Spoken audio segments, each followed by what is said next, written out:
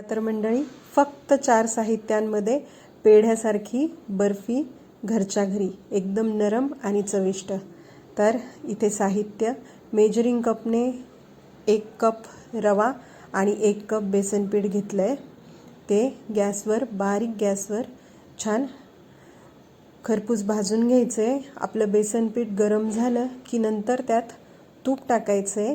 इथे पूर्ण प्रोसेसमध्ये मला फक्त 1.5 वाटी तूप लागलेलं आहे आणि छान भाजून घ्यायचं। हे बघा असं उलटनं 1-2 वेळेस उभं करून बघायचं म्हणजे आपलं बेसन पीठ छान भाजलं गेलं आहे असं समजायचं आणि त्यात लगेच रवा टाकायचा आहे। ते दोन्हीही छान परत भाजून घ्यायचं आहे खमंग। आणि आता इथे पाक करून घेऊ। ज्या कपने मी रवा आणि बेसन पीठ घेतलं होतं त्याच कपने मोजून साखर घ्यायची आहे। जेवढी साखर तेवढंच पाणी घ्यायचं आहे आणि इथे 1 तारी पाक तयार करून घ्यायचा आहे।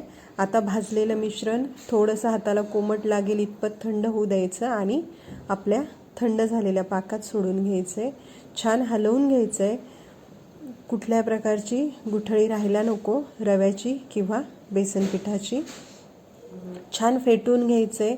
फेटल्यामुळे पीठ छान हलकं होतं आणि त्याच्या तूप लावलेल्या ताटात थापून वड्या करून घ्यायच्या। एकदम झटपट होणारी चविष्ट अशी डिश आहे आणि एकदम पेढ्यासारख्या बर्फी होतात ह्या। रेसिपी आवडली असेल तर ट्राय करा, कमेंटमध्ये सांगा। चॅनलला लाईक करा, सबस्क्राईब करा आणि शेअर करायला विसरू नका। हे बघा तुम्हाला हव्या त्या आकारात तुम्ही वड्या कापून घेऊ शकतात।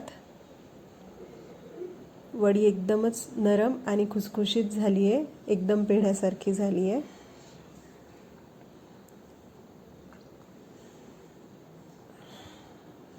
चला तर मग मंडळी भेटूया पुढच्या रेसिपीसाठी। तोपर्यंत बाय।